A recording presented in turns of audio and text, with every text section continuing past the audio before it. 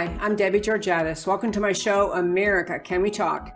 Today, we're going to talk about Seth Rich rises again, the coronavirus and truth in numbers, coronavirus reaction, science or plot, and hair salons and civil disobedience. And I'll tell you why these stories matter to you. Stay tuned.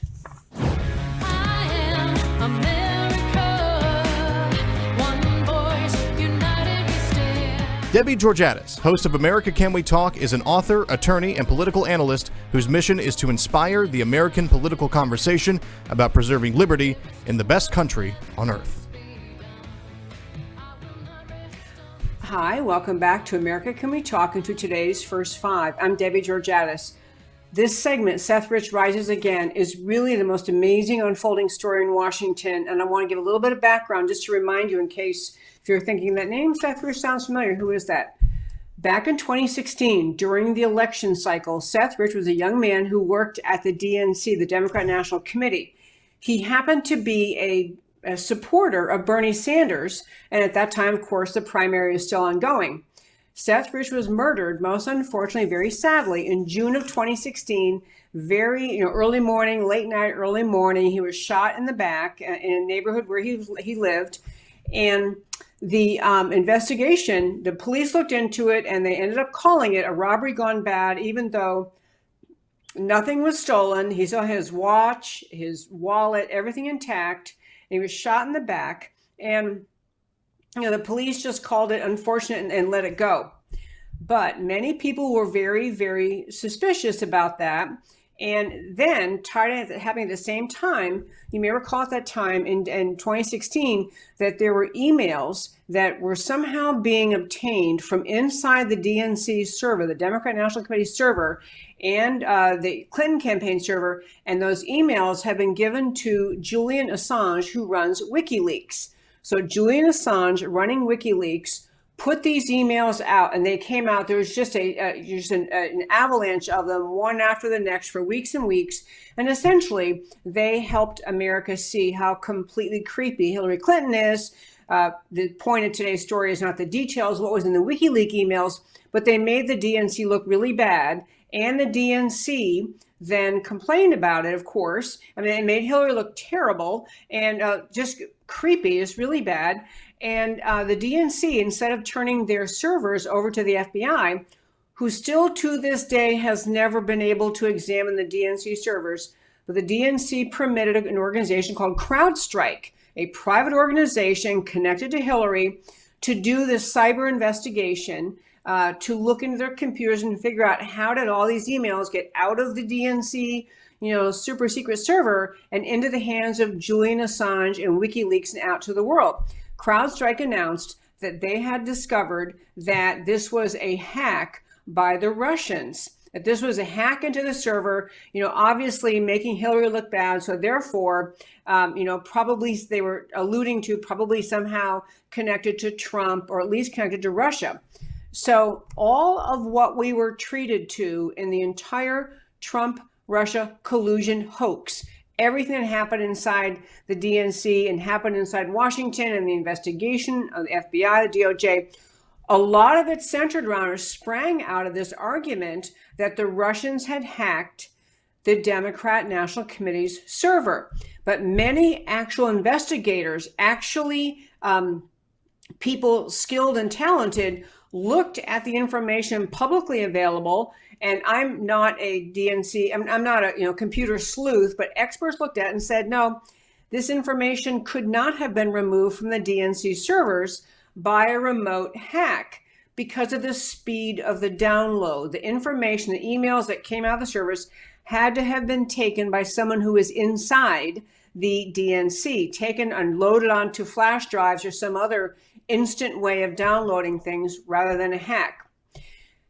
And in 2016, a Fox reporter woman her brother had represented Julian Assange and she had met with him while he was holed up in London in the I think it was the Bolivian embassy. And she said afterwards on national television that Julian Assange told her that the emails he got from the DNC did not come from the Russians. did not come from the Russians. He affirmatively said, Julian Assange said he did not get the emails from the Russians. So he's right there putting the kibosh on the whole idea that the Russians somehow hacked into the DNC server. Following up from that, this same reporter contacted a gentleman who lives here in Dallas, Ed Butowski, who's a longtime friend of hers. And she told him, her name was, I'm trying to get her name quickly, I think it was Ellen Ratner, but whatever her name was, Ratner anyway. She told Ed Butowski, who's been on this show many times, or twice, she told Ed Butowski that what Julian Assange had actually said to her was that the emails came to him from this young man, Seth Rich, and his brother Aaron. So Assange is identifying, he knows where he got those emails that he put out on WikiLeaks. They didn't come from the Russians hacking. They came from inside the DNC, Seth Rich, and that Seth Rich and his brother have been responsible for downloading those and sharing them with WikiLeaks. One possible motive attributed to Seth Rich doing this to his own employer may have been because he supported Bernie Sanders and didn't like watching inside the DNC, all the support being tossed by the DNC manipulatively behind the scenes to Hillary Clinton to bring about her defeat of Bernie Sanders in the primary. So Ratner has already said on live television, so you can, and we played the clip before, that Assange told her that the emails didn't come from the Russians, they came from inside the DNC. And then Butowski says, yeah, she told me they came from Seth Rich. So fast forwarding. So first of all, it's important to understand how consequential that is when you think about the fact that it is often pointed to as one of the, everyone knows the Russians tried to hack or tried to sway the 2016 election. Look what they did. They hacked inside the DNC server. They put stuff out there that made Hillary look bad. So therefore, that must prove that the Russians wanted Trump to win, that they were on Trump's side. They were trying to hurt Hillary.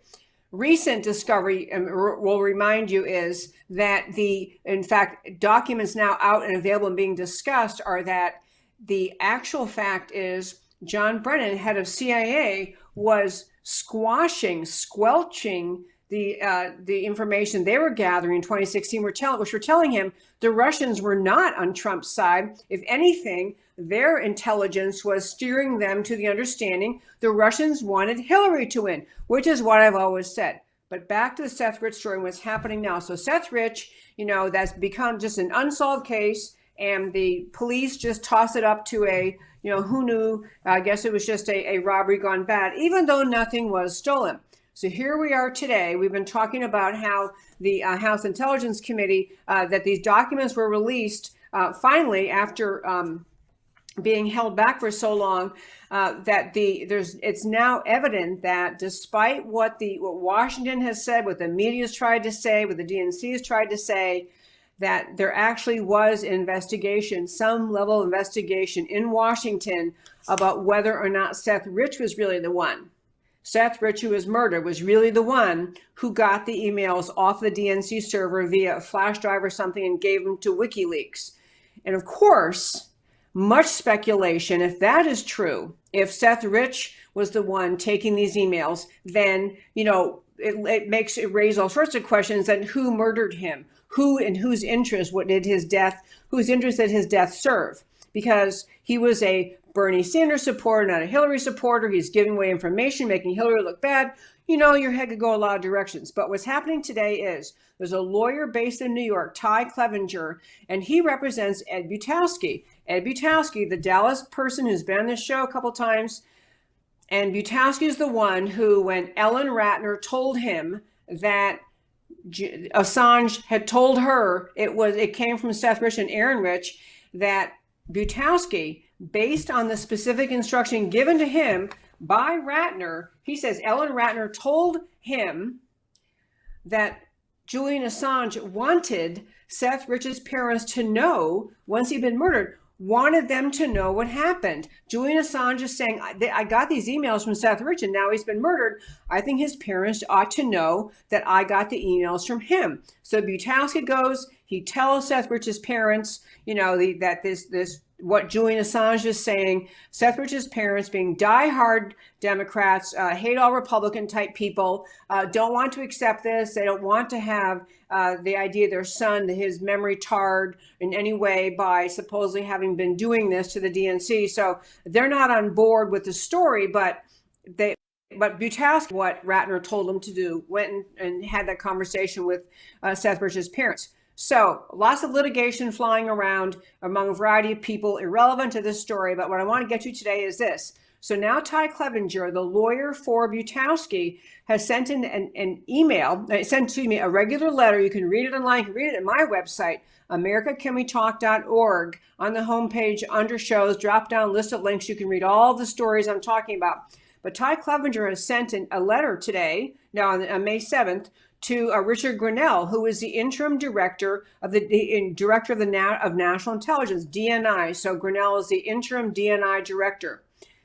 Clevenger is saying to him, look, guy, I want the information that you may have in your possession related to the whole Seth Rich case, and specifically the investigation that actually did happen, despite the effort of everyone in Washington trying to say there was no investigation. We didn't have to look into Seth Rich. That poor young man was murdered in a random street crime. You know, it had nothing to do with anything related to the campaign and his work at the DNC. So here's what Clevenger is now saying to Grinnell. He's saying, number one, I represent Ed Butowski. He's my client. And he lists all the cases involved. There's a bunch of litigation going on. And he says, in this case, he said, first of all, Julian Assange strongly inferred Mr. Rich, rather than Russian hackers, were responsible for the emails being released. And he said, and this is now Clevenger, what he's telling DNI Grinnell, I am reliably informed that the NSA or its partners intercepted at least some of the communications between Mr. Rich and WikiLeaks. So there would be evidence, you understand, if Seth Rich is the one grabbing the emails and he's sending them to WikiLeaks, there'd be some electronic record, and that's what he's getting at. I'm reliably informed that the NSA or its partners intercepted at least some of the communications between Mr. Rich and WikiLeaks. Before elaborating on that, however, I want to first note the extent to which the deep state has already tried to cover up information about Seth Rich. In October 2018, in an affidavit submitted in a Freedom of Information Act lawsuit, FBI Section Chief David Hardy testified, number one, FBI did not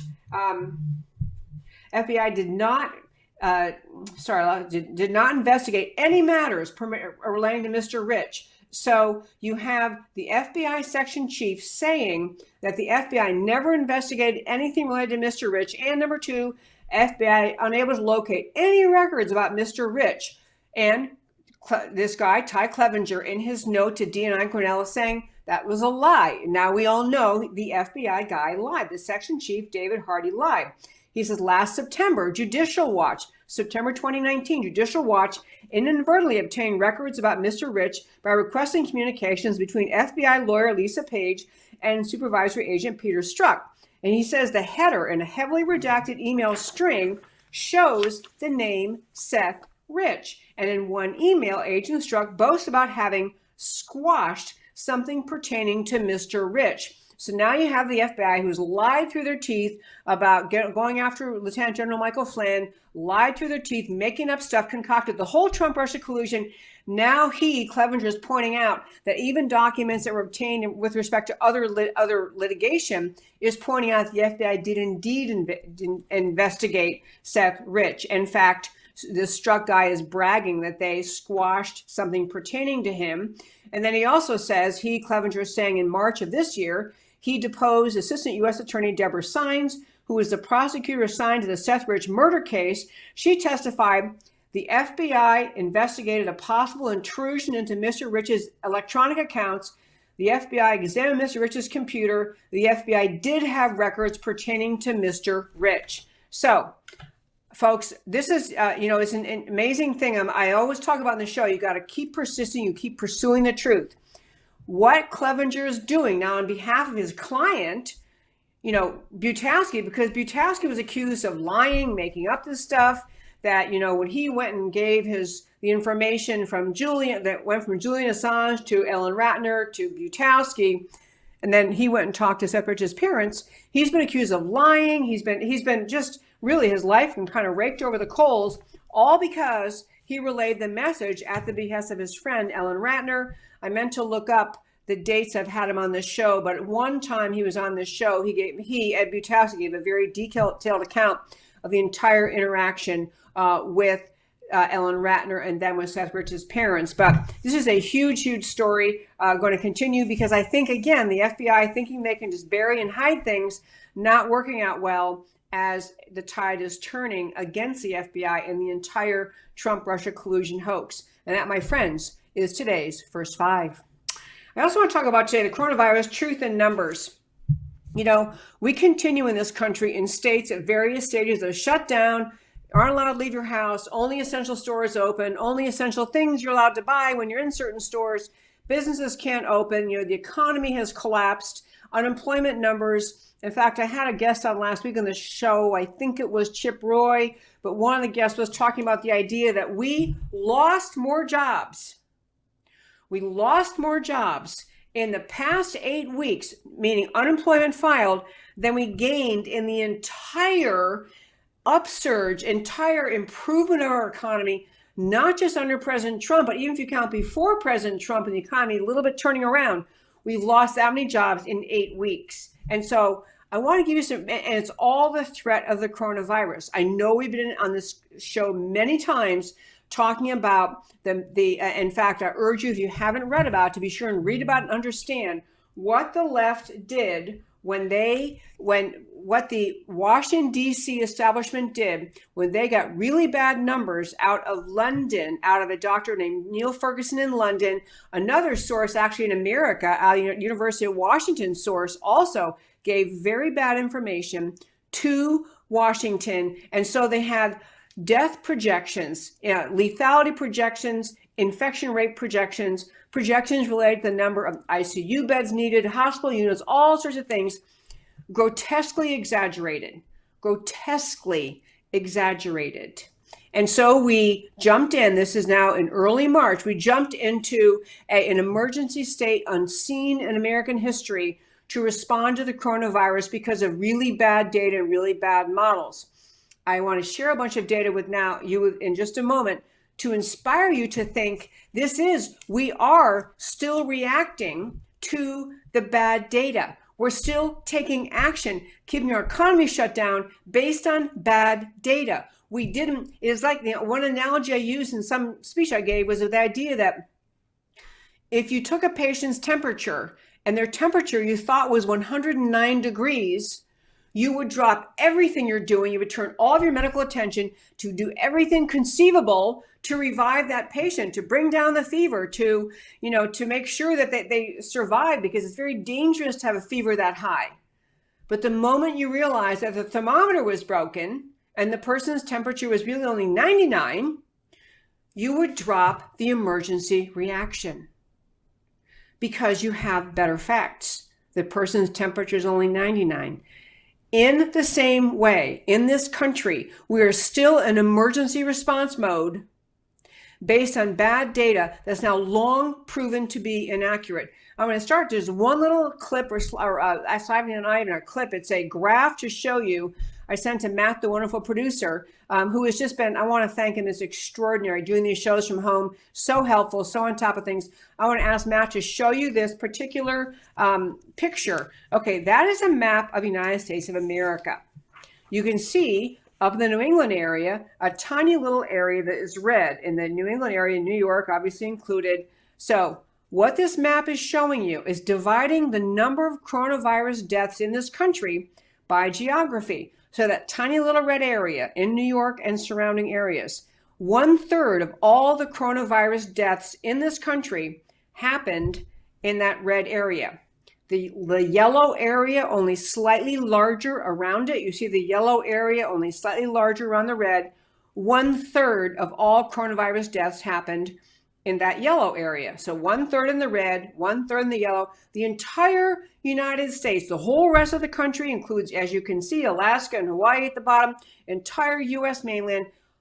The remaining 1/3 of all coronavirus deaths happened in that area.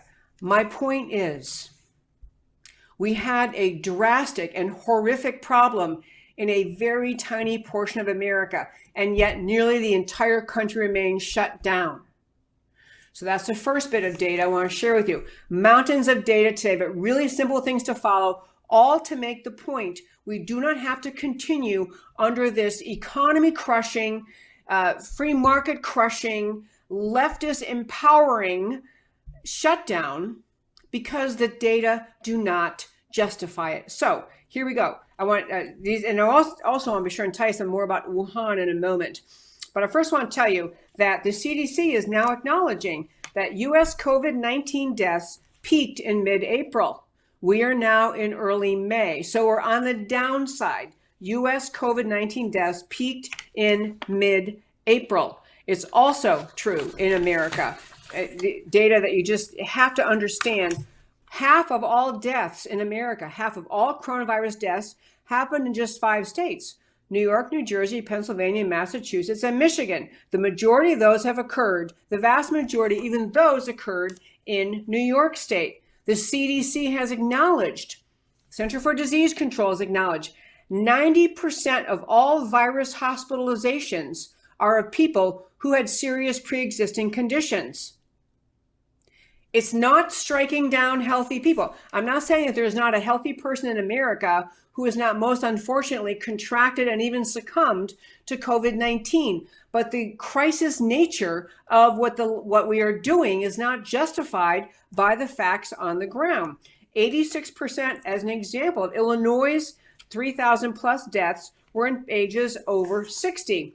You can just, I can go on and on and on with data, but to make the point that we have people who are threatened by the virus because of age or pre-existing conditions. We have the vast majority of Americans who are not threatened, but everyone's life is being shut down. Everyone's life is being shut down. I also want to make a point about numbers in this segment related to coronavirus. There was a great piece comparing the state of Georgia with the state of California. Now, yes, and the piece I'm referring you to, and you can read it at my website, americacanwetalk.org, on the homepage under shows, drop down list of links. In Georgia, the governor there, Governor Kemp, decided that in the final third of April, essentially, that he was going to open up the state. It's been open 20 days. And so he's opened up the state, and they're keeping track of what they're doing. They're doing all sorts of careful opening, contrasted with California, that is continuing massive lockdown. California is still in massive lockdown. Everything's closed. You can't leave. They've opened some beaches, but then they are closing them again if people get too close to each other. But I want to tell you, and again, this data matter because it helps you realize that policy in this country is not being driven by science, is not being driven by data. In the great state of Georgia, as they have pursued their opening of the state since April, they now have the lowest number of COVID-19 patients hospitalized in the whole state, based on compare with when they started this whole effort. So they have the lowest number of COVID-19 patients hospitalized, lowest number of ventilators in use, under 1,000, the whole state of Georgia. 11,000 people tested in the last 11 days. Testing available for 110,000 people were tested in the last 11 days. Testing is available for everyone, and they have a declining percentage of Georgians testing positive. So they're in the downward trend in all good ways. Contrasted with California, continues its lockdown, and they are trending up. They're one of the few states where the numbers are even worse than the projections that were originally made. Shutting people in place is not preventing the virus, is not preventing the virus from spreading. California shuts them in place. Virus is worse than the predictions. And the other thing, just to mention to you, I think you probably saw or read about this, but in the state of New York, they have recently announced that 2/3 of the new people newly admitted to the hospital, 2/3 of their new coronavirus patients, COVID-19 patients admitted to the hospital, came to them from lockdown. They're coming from places and from people who are on lockdown. So so the lockdown is not preventing people from contrasting the virus. These are really, really, really important points to understand. Also, in addition, in the data we talked about originally that came out of England, and you had Neil Ferguson of Imperial College, who has now, I announced last week, but in case you missed a show that day, Neil Ferguson is the one who originally created this monstrosity of a model projecting massive death, massive infection rates, horrible outcomes, all from the coronavirus. He projected those, and they were by orders of magnitude wrong. They were the numbers that now Drs. Fauci and Birx have admitted they had in their heads, they had in their hands when they went into President Trump and told him that unless he locked down the country, we'd have between 1.5 and 2.2 million deaths. That's the number they were relying on. Neil Ferguson now, having put these horrific projections out all over the world, all these countries panicked in reaction to it, did shutdown.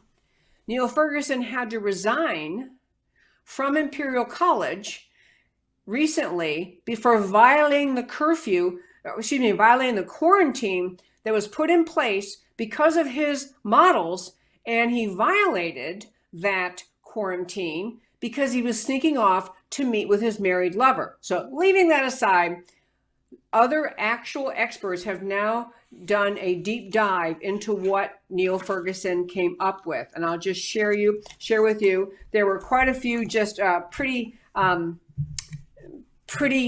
damning comments made by actual experts who looked at what he'd done, and their expressions were, and looking at the code he used, the kind of the model for the model, the code he used was deeply riddled with bugs, huge blocks of code, bad practice, quite possibly the worst production code I've ever seen. That was all related to numbers.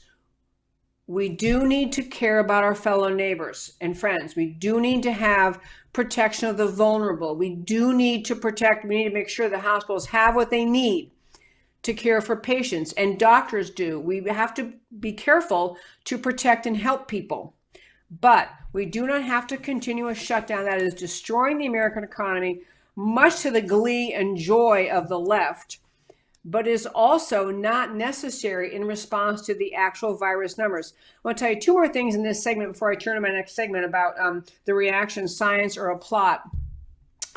But, all of this kind of came to America's attention in January, and people in America became aware that they had a big problem in Wuhan, in China. And in Wuhan, they had this outbreak, and they had, this concern about, did the virus come from the wet markets? Did it come from the bioweapons lab? And, both people who have either opinion, there are very arrogant people who have a view on both opinions and mock the other side for not agreeing with whatever they say. Whatever it came from, and we will get to the bottom of it as Americans, we also now know that because they monitor so much about China, thank goodness we monitor so much about China, we now have a report obtained by the London-based NBC News verification unit that there was a cell phone, because they monitor and access cell phone usage data. There was no cell phone activity at all in a high security portion of the Wuhan Institute of Virology from October 7th to October 24th. 17 days, no cell phone activity. It was a blip on their screen because it was inconsistent with its usual. And so they're assuming there was a hazardous event, apparently, in the Wuhan lab as early as October. We also had information from the German intelligence that basically picked up a call between the head of the World Health Organization, WHO, and the Chinese president, Xi Jinping, where Xi Jinping is asking WHO to hold back information about the coronavirus, about person-to-person transmission, and to delay a pandemic warning. So we have all sorts of bad information, bad actors in China, and here we are in America, we're still on shutdown. But I really wanted to turn to and talk about, though, is in this, I guess in the next segment, I want to talk about the coronavirus reaction. Is it science or a plot? I will tell you, I do media things sometimes, and I did an interview today, another one tomorrow, that people have been saying that, not the virus itself, but America's reaction to the virus is political. It's being used by leftists in this country. And there are, of course, many people who roll their eyes and say, that's ridiculous. You know, it's a virus. What else can we do? Of course, we have to take charge. We have to protect ourselves. But I want to explain to you why people are saying that and why I think it's valid.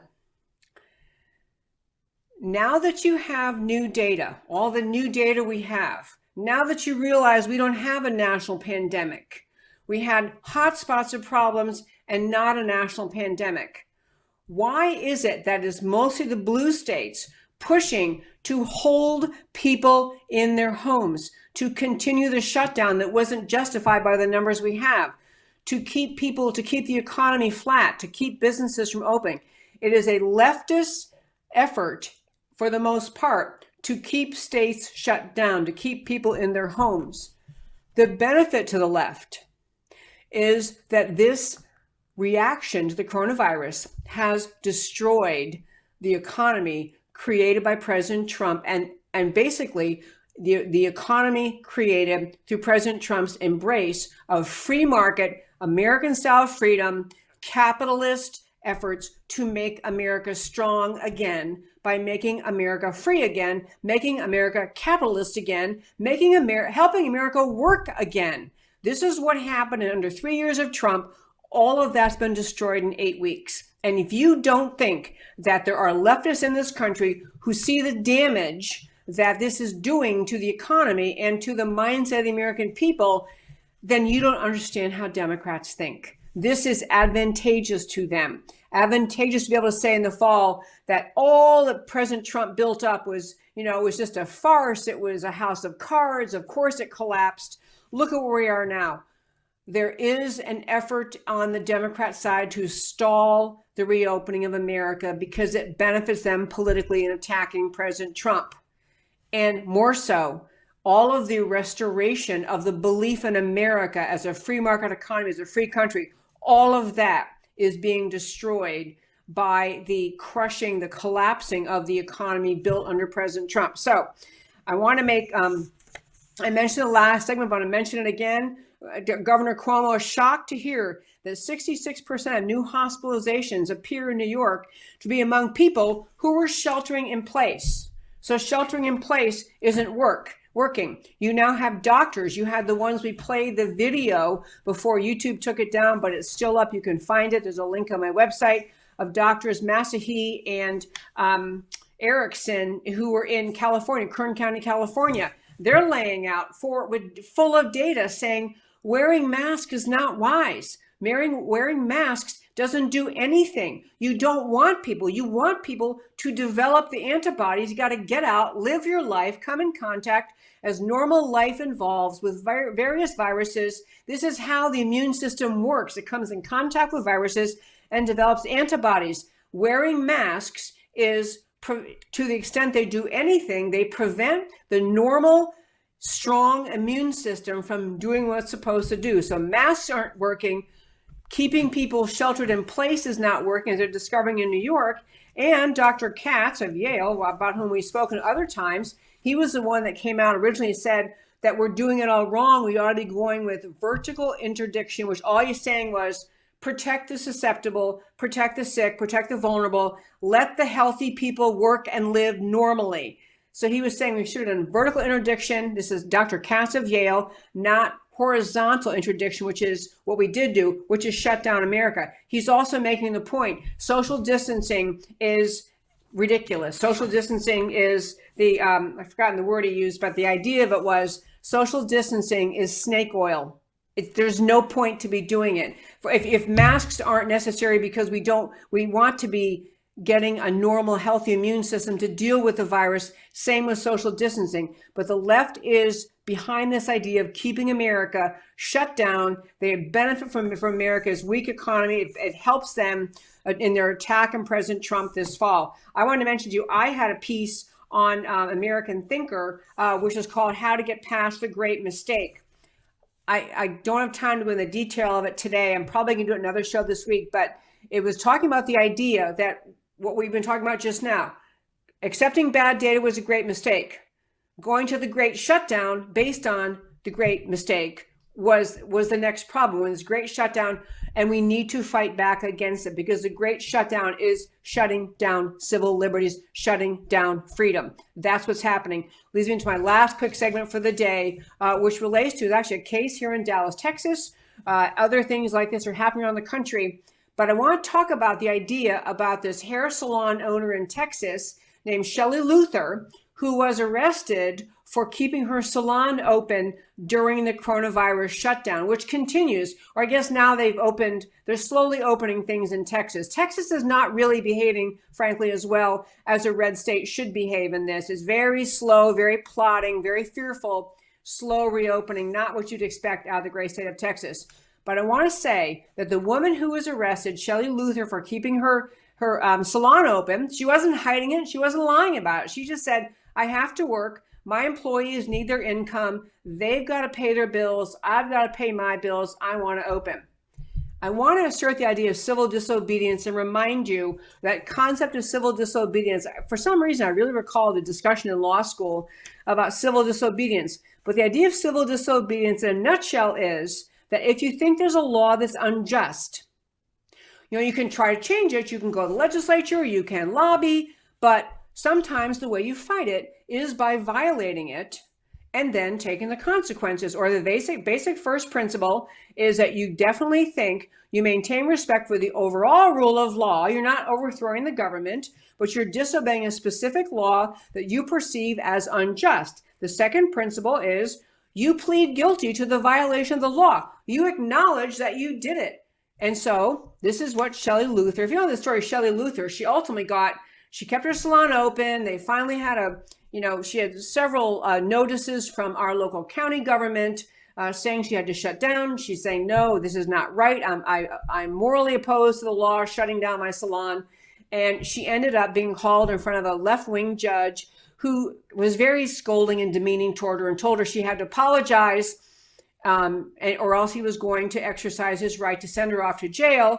And she said, I'm not apologizing for feeding my children. She was polite. She didn't call him names. She didn't mock him. He said, apologize for being selfish and for endangering your fellow citizens or something. She just said, no, I'm not apologizing for feeding my children. So she followed the tenets of civil disobedience, which are you respect the rule of law, but you disobey the law. You're calling out. You're trying to call attention to an unjust law, and you plead guilty to the violation of law. And then you attempt, in your effort to fight this bad law, you attempt to convert your opponent to demonstrate why what you did is just. She followed those ideas of civil disobedience. It is the same thing. It's not the same order of magnitude, but it's the same thing. If you think about Rosa Parks, the precious American woman, black woman, who back in December of 1955 in segregated South, decided she wasn't going to sit in the back of the bus in Montgomery, Alabama. That's another example of civil disobedience. She did not violate every law. She did not declare she wasn't going to follow any laws. She said the law that says I have to sit in the back of the bus is segregation, is discrimination, is bigotry. I won't do it. She sat in the seat she wanted to sit in and got arrested and agreed she pled guilty. And she became, of course, an icon, leading America eventually away from the idea of segregation as they were practicing in the South. Now, I know, people, that the wrong law that you saw Rosa Parks protesting was far more evil, far more impactful to a vast number of Americans, because Black Americans in the South, not just Alabama, a bunch of other places, did not have equal rights, and she was right to oppose it. It brought attention to the country, for many people outside the South who didn't live in segregation, to how evil it was. So she engaged in civil disobedience. She broke the law. She accepted responsibility, and she used her case to try to draw attention and change the minds of people who put those laws into place. She obviously were not single-handedly. We had the civil rights era. We had Martin Luther King and many other great Americans, and finally got ourselves to get rid of those laws. But it's the same thing that Shelley Luther's doing in Dallas, shutting down her salon, shutting down all sorts of businesses randomly, arbitrarily, even in the great state of Texas, randomly and arbitrarily letting some businesses be open, but not other businesses be open, is another example of an unjust law. And that is what Shelley Luther was protesting. And I'll close this show by saying this about that. The danger to America of this shutdown is not just that we had people lost jobs and people lost small businesses. They had to close them forever. They couldn't afford to keep them up. People lost their homes. People lost everything. But that's not even the worst damage flowing from this shutdown, unjustified by science, unjustified by the numbers. The worst damage done to our country is that we have begun to accept the idea that we surrender our liberty when the government tells us we should be frightened, when the government says to keep you safe from some virus or any virus, to keep you safe, we're going to force you to stay in your home. We're going to tell you you'll be arrested if you go out. If you open your business, you'll be in trouble. This is what we had happen in this country. We surrendered liberty.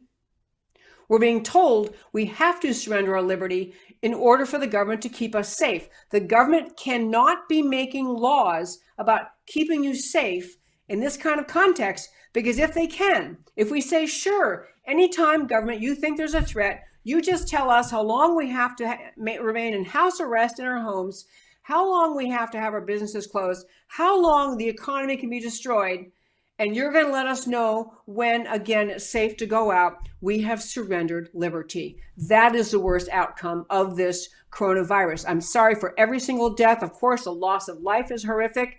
My heart goes out to everybody. I do know of people who have lost friends in the coronavirus, this horrible epidemic in America. I do know that people, it is lethal and it is painful, and it's been a strain on our system, and it's been hurting American people.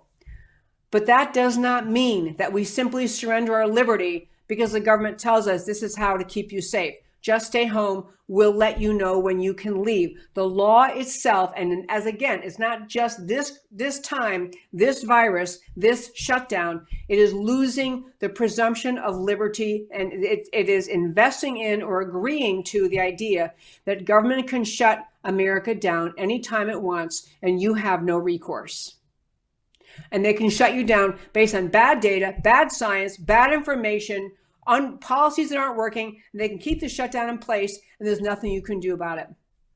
Shelley Luther, the owner of that salon, stood up as in an honest way, challenging via civil disobedience the idea that the government can just keep you shut down and you have no recourse. She was standing up for, and the larger, when you start to recognize how much the left is benefiting from this shutdown, they are salivating at the idea of all the ads they can run this fall, blaming Trump for every single aspect of the shutdown, every single aspect of America's reaction, looking at a devastated economy, and because they think it gives them power, it gives them the ability and the likelihood to win the presidency this fall.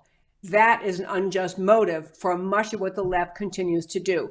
We'll have to talk about this more other days in the show. I'm sadly out of time, but I want to tell you folks, I love talking to you every Monday through Thursday, 3 p.m. Central Time. Love having this opportunity to share with you these important stories and ways to think about, arguments to think about, the way that the stories impact the future of liberty in America, the way the stories impact our ability to preserve America if we stand up and speak up for preserving this country. And now I'd like to share with you at the very end, as I always do, why the stories we talked about today matter to you. So we start with Seth Rich rises again. The pivotal assumption of the Russia collusion hoax was the DNC hacked by the Russians. FBI never verified the hacking, relied on CrowdStrike, a private cybersecurity firm, recently released transcripts of the House Intelligence Committee questioning of CrowdStrike CEO. CrowdStrike had no direct evidence Russians had exfiltrated the emails. You got to get that point. Even CrowdStrike did not have any information we now know that proved that the Russians did it. simply astonishing. WikiLeaks' Julian Assange has publicly implied he got the DNC emails from Seth Rich of the DNC, attorney Ty Clevenger representing Ed Butowski in defamation cases relating to the Seth Rich murder investigation, has disclosed his letter to the the acting DNI director, Rick Grinnell, stating that WikiLeaks' Rich emails are in possession of the DNI and demands their release. Such emails potentially prove there was never a Russia hack of the DNC explosive dimension of coup plotting, new array of co-conspirators. On the coronavirus and truth and numbers, why it matters to you, original predictive model from Imperial College in London, now exposed, is based on primitive coding, so flawed as to be practically fraudulent. Half of U.S. coronavirus deaths happen in 5 states.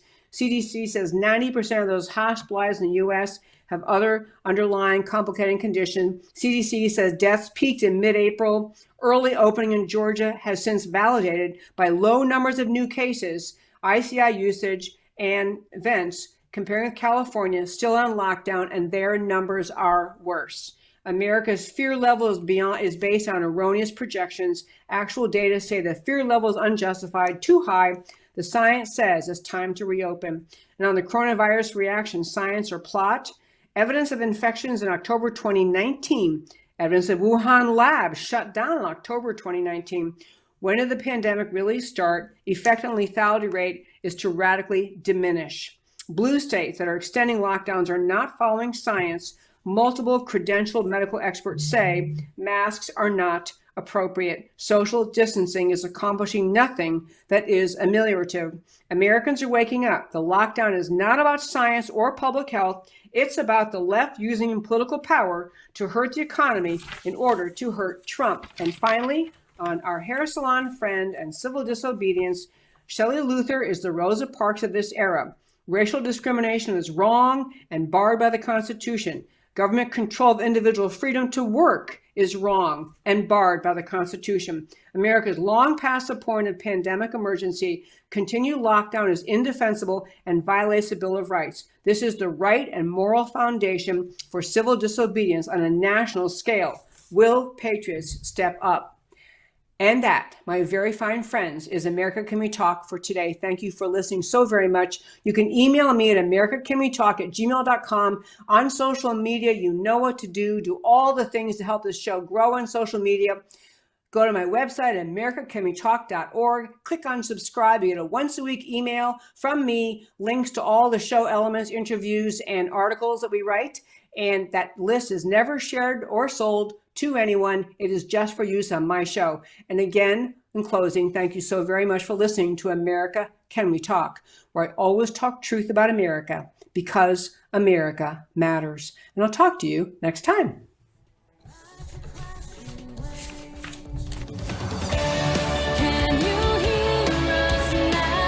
America Can We Talk?